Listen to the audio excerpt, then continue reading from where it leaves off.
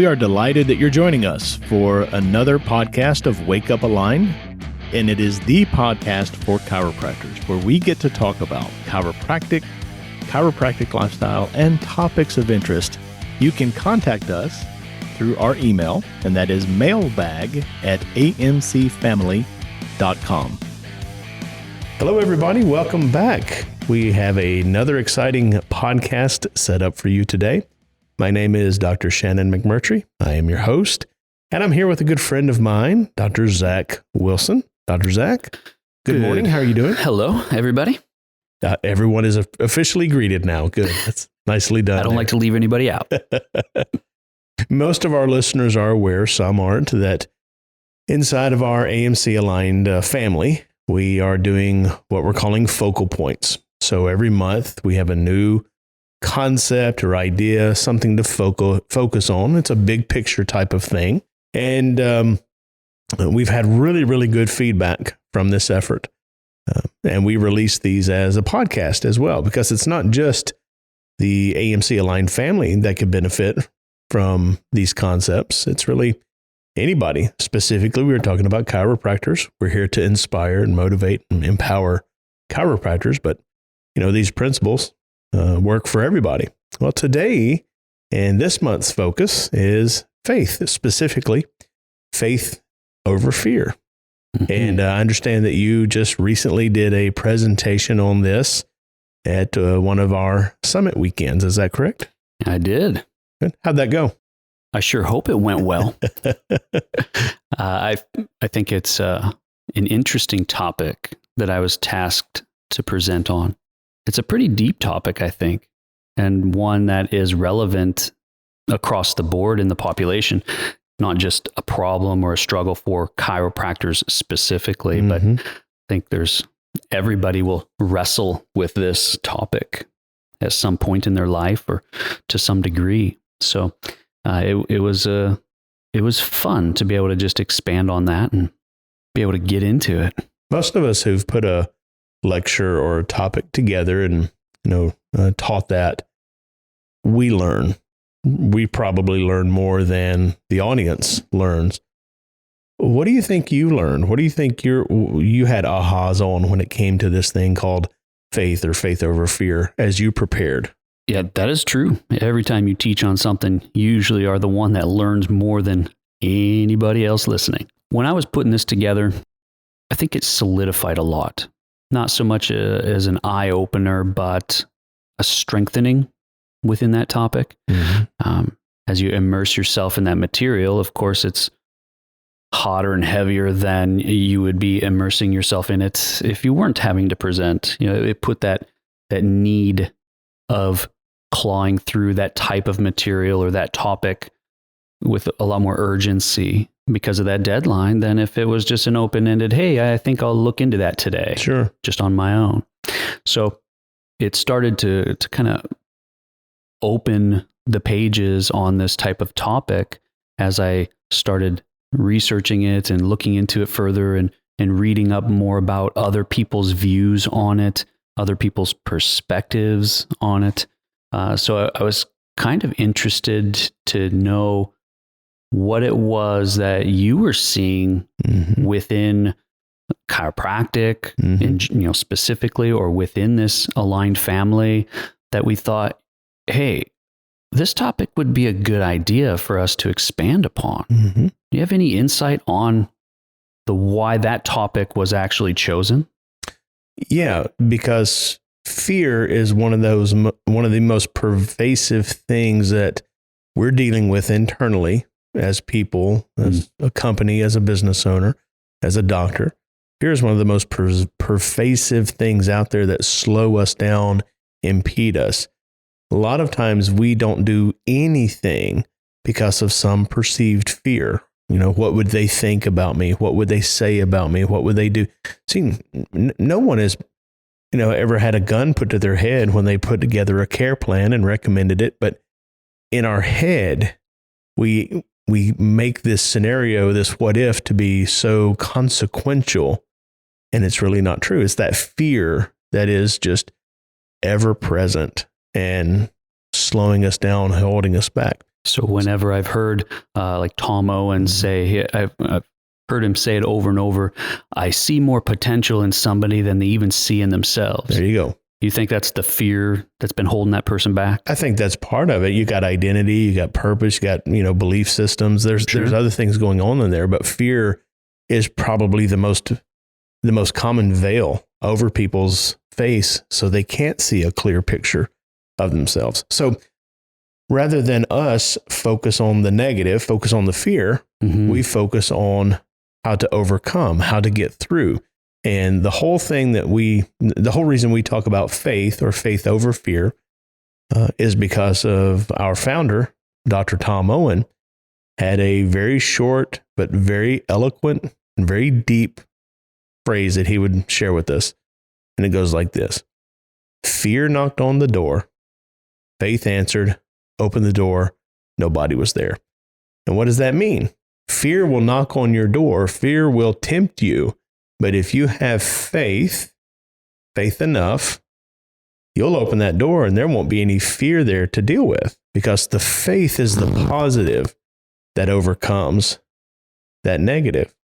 So that's why we have this lecture, this topic structured the way that we do. We talk about the faith, the positive side, because it gives us a tool, a resource, and a way to overcome that ever-present fear that most of us are dealing with or have dealt with. I think that's a big deal, because it wouldn't do any of us any good to have somebody guiding us along. Just here's all your problems. Here's all your problems. Here's all your problems. Good luck. That's right. Yeah. Here's all your fear. Good luck dealing with it. That's scary. Right. Good luck. Want to equip them with an avenue to overcome. So I'd really be interested in you sharing some of your highlight moments, your bullet points, some of what you think are key topics from the presentation that you shared. Sure. I think one of the big things was trying to help everybody gain a bit more of a different perspective on that topic. What I mean by that is, when I was thinking about this, I think, okay, faith over fear, as in, and I think this is the way a lot of people frame it in their life. If I just had faith, or if I had enough faith, I would no longer have the fear. As if faith over fear means there is a way to just not be fearful. And I think that's false. In fact, I very much believe that to be a truthism. We will always have fear acting in our life. Now, it's just a matter of at what level, in what area of our life, and importantly, which is what I talked about a lot, was not letting that fear paralyze you, not letting the fear have such a strong grip over your actions or your attitude, because I feel like that can be something that we can train ourselves to get better with. To desensitize our psyche and our mind to that fear, to the point where it's still there, but it might not stop you like it used to. Right. That it may not allow you to, you may not procrastinate as long as you used to, or dread a moment of confronting that fear like you used to the point where your actions are quicker. They're more on purpose. Having faith doesn't mean that you eliminate fear. I want to comment on that. I speak for a living. I mentor other people. For me, talking to 4 people, 400 people, 4,000 people, it's never been an issue. I know that I am unique in that. That I have been blessed with not having all of that fear of public speaking, that if you look at the research or you look at the surveys, a lot of people fear public speaking more than they do death. It's optimized as far as the fear points go. Point is, I know people who've been speaking in public for years, decades, who still have butterflies that moment before they actually take the stage or whatever. So I think it's a reinforcement of your point. those butterflies are nervousness, energy, fear, whatever, but it's not holding that person back, right? They're pursuing or persevering with courage through that fear point. Yeah, that's correct. You are very blessed to just not have that to the degree that some people do. I'm a good example of that. I speak in front of large groups on a routine basis. I speak in my community. I get the opportunity to do a health talk and presentation to equip and help the police department in my area. And so the leader of the training for the SWAT team had asked me to come and speak to the entire police department. That's a lot of people. Sure. He's like, you cool if, like 200 of us are there? Like, sure. Will you bring your guns? Will you shoot me if I Will don't you let do me a good hold your job? pistol? Just give me a taser, right? That's all I ask. That's a lot of people. Sure. For some folks. Like, that gets me butterflies. But over the years of just desensitizing myself to that, let's say 10 years ago, I'd have been shaken. Right. I would have been wetting my pants. I'd have been, clammy, sweaty palms and butterflies. And let me go to the bathroom here before it gets started. I've gotten to the point now where that doesn't hit me so hard. But when I get in front of hundreds of people, absolutely, I still have a nervous feeling. Sure. I still get that butterfly effect. But I sure wouldn't want that to stop me. Right. I have the faith and the courage to push through that fear, and it's getting easier and easier as time goes on. But the reason I do it, the purpose behind doing it in the first place, is what has helped me to have the courage. So knowing your purpose behind, for this example, speaking in public, the purpose when I'm at a summit or a seminar is to help the people that are there, to equip them, to serve them. So if I have that servant's heart behind why I'm doing it, then it gives me more of that courage to do it. Sure. But the faith to overcome that fear, that's kind of in a different realm. It's not just a courage, like, hey, do you have enough courage to get in front of people, or for the fear of somebody else? The list can be huge. Whatever you're afraid of, courage and faith are two different things. So desensitizing yourself by just forcing yourself into those type of situations, I think really builds your courage. But the faith side of it, though, it lends its hand to strengthening your faith, because you can start to see, I was nervous to get up in front of 350 people and talk about something. But then when it's over, you think, well, I didn't die. Okay, nobody threw anything at me. I didn't get shot. Right? They didn't throw me out the back door. And that starts to build your faith that it will be okay. Your faith that purpose of why you're doing it, why you've even been put there. Why did God even put you in that situation? There was a reason behind it. And it's not always for us to know in the moment, but to have the faith that He's got a plan and there is a reason, and you sure hope you'll get to know that reason eventually, right? But having faith does not mean you're just going to head into everything blindly. Right. Not to be ignorant about the situations that you have in life.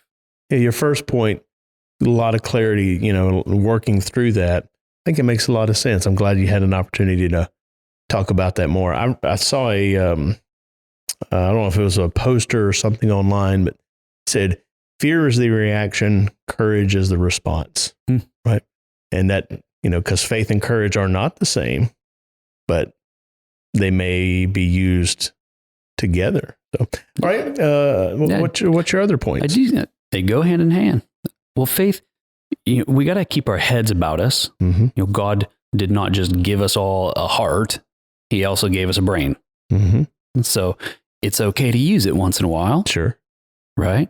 So to head through life with situations and the fearful events or people or places in our life, to just blindly accept them or go into them without thinking it through, that's not what faith over fear really means to me.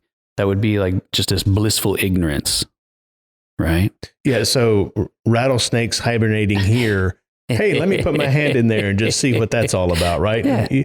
Be smarter than that. I got the faith. I'll just do it, right? Right. That's ignorant. Right. Like, let's think it through. But being faithful, it also does not mean that you just start saying things and just being able to vocalize something and saying that you believe in something without actually acting upon it. Mm. That action, I think, is a huge component, because we can say we've got faith. We can say we believe in this or this or this. You know, I subscribe to that concept or that belief, but then your actions don't reflect it. Right.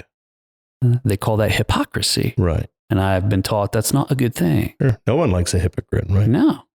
So I think faith also, it does not mean that you're making decisions about your fear, your actions about life, without the doubts or concerns of the outcome. That would be just carelessness or foolishness. Mm-hmm. So yes, we should use our brain to make decisions well. Think about the outcome and have concern for that. But that's not what faith over fear really means. So considering your situation, weighing out your options, understanding the dangers, but choosing to fight through that fear and trust that God has got you anyway. Mm. That outcome, it's not dependent on your level of faith. It's just having the faith to fight through that fear anyway. The trust in God, I think, is a key component. You know what's fascinating about that is, because we've all had it. We've all had those moments where, oh, I'm going to really stretch myself. I'm going to do something I haven't done before, whatever. And it didn't go well, right? We messed it up. We embarrassed ourselves. You know, it wasn't what we had hoped it would be. That's right. And even though the outcome didn't turn out the way we wanted, it's almost universal that we come away from that with, well, at least I tried. I'm proud of myself for doing something that made me uncomfortable, doing something that was a fear point for me.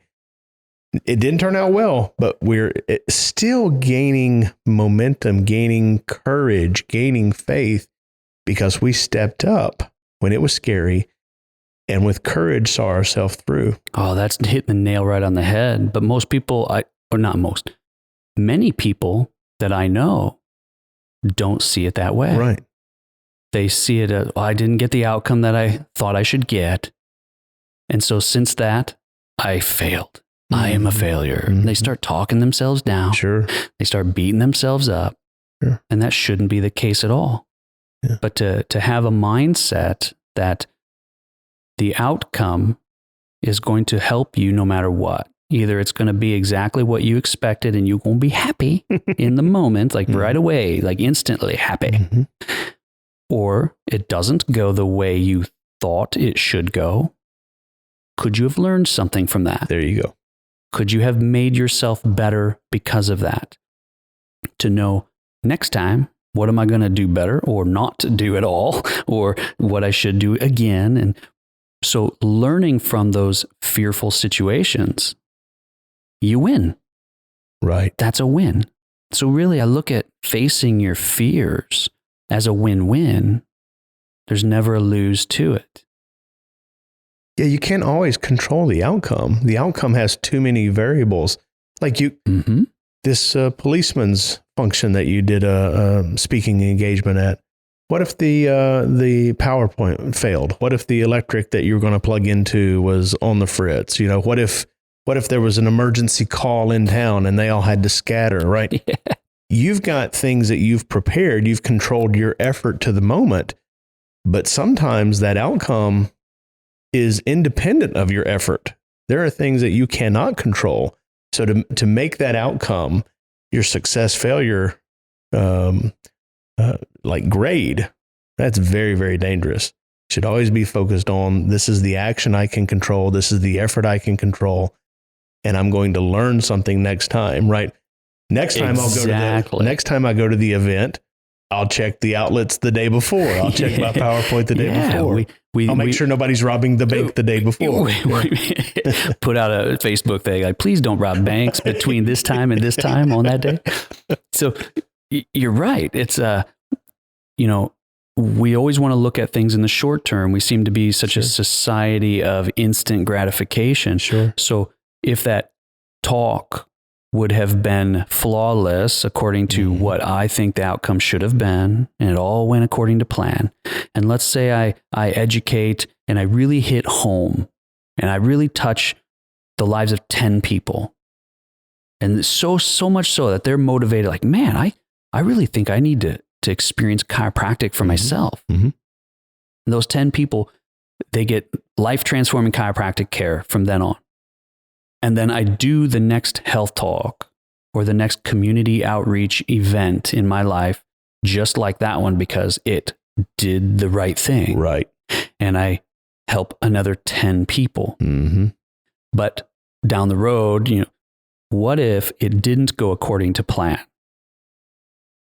And like you said, the power didn't work and the PowerPoint flopped on me and the call went out and half of the group just scatters and leaves. And then it's awkward. And there I am standing with my thumb in the wind, right? And it taught me. And I walked away from that with 0 of those attendees wanting to experience chiropractic. And I looked at it as a failure. That's no good. If I looked at it as a learning opportunity for the future and said, okay, wow, what did I learn? Whew. Well, I learned I better be ready for half of them to leave and be okay with that and learn how to not let stuff like that derail my thoughts. Right. I need to learn that I need a backup to be able to operate with a PowerPoint or without a PowerPoint. And you start working your way through, how could I have done it better? And I learned from that, the next engagement, the next speaking opportunity, I will have been better prepared for that. Absolutely. And it might just, I would think it would set me up for an even better presentation the next time and the next time and the next time, so that not 10 people would get inspired and motivated to experience chiropractic, but what if it was 25 because of my improvements from the quote failed experience? Right. And that's only going to have a exponential effect in life, so that every time I got engaged with a group, I would be able to really connect and educate and teach and really hit home with more people than I ever would have before if it all went according to plan in the beginning. See, I think sometimes the Lord uses those experiences as our teaching moments in life. And we got to open our eyes enough to see, like, have the faith that God has done it all exactly the way He has it planned. Not the way you want it to turn out, not the way you think it ought to go, not on your timeline, not with, 0 cuts, scrapes, and bruises along the way. But He uses our course of life, and it's littered and sprinkled with all these learning opportunities that we call fearful or terrible moments. Right. There's all these learning opportunities that help, if we take advantage of them, help us to become more resilient, more thoughtful, deeper insight, more wise, and therefore you have a greater potential to make a bigger impact, to be able to fulfill your purpose to a larger degree. That's more profound to me. That's bigger. That's serving a better purpose. We do this most of us, with our children, right? Our children are afraid of going out for the team or being at the home plate to bat or whatever, right? And we talk them through that. And no matter what happens, they make the team, they don't, they strike out, they hit a home. No matter what happens, we cheer them on. We tell them we're proud of them because they did the thing that they were afraid of, right? Riding a bike, roller skating, swimming. There's all these moments in childhood that we have fear as a child, but our parent, the person watching over us, is encouraging us on. Whether it goes well or not, we're going to get that encouragement. I wonder at what point we stop doing that for ourselves.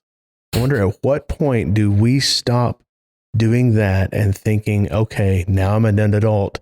Those rules don't apply to me anymore, because they really do.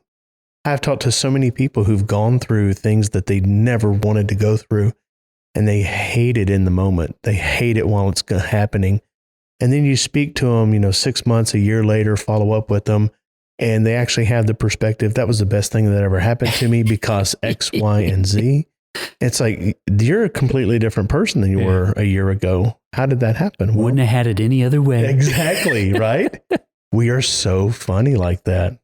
God has a sense of humor because that's the way that we're wired. So these are really excellent points so far. I appreciate you sharing. You have anything else to share with us? No, I don't think I do. I think it's a fun topic to open up and start to unpeel the layers behind that. So it's a topic that goes deeper than my understanding. Absolutely. I'm still learning. I'm still growing as a person. I have much to learn yet, but I hope it gives some encouragement to people. And I really do hope that everybody listening has somebody in their corner. Yeah. Like you said, like when you're away from the parents that are always clapping their hands, lifting you. I'm like, oh, that was so good how you bombed right there. You know, like, you stunk it so good. I love you. But if you're listening to this and you're like, man, I got nobody in my life. Ooh.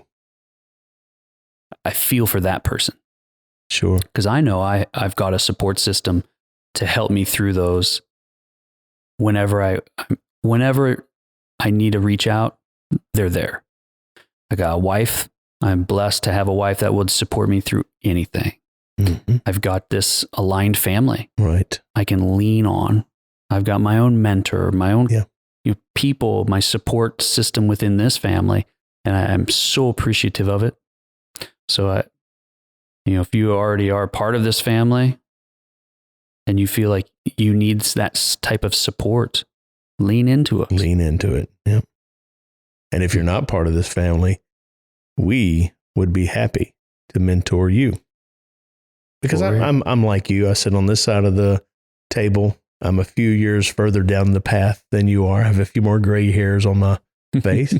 But there's no way I sit here today becoming the person that I am without other people believing in me, mentoring me, lifting me up when I stumbled, cheering me on when I did a hard thing and it bombed out, right?